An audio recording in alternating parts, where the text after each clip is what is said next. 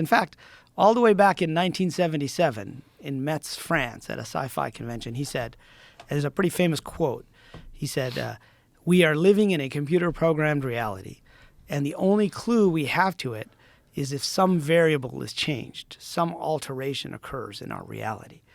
Right? And that's become kind of a famous quote in the simulation world.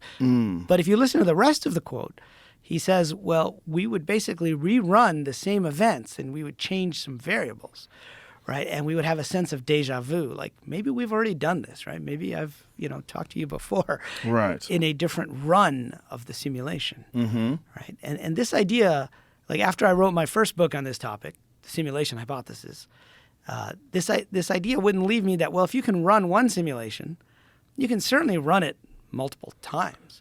In fact, that's what we would do, right? If we were running a simulation of the weather, we wouldn't just run it once.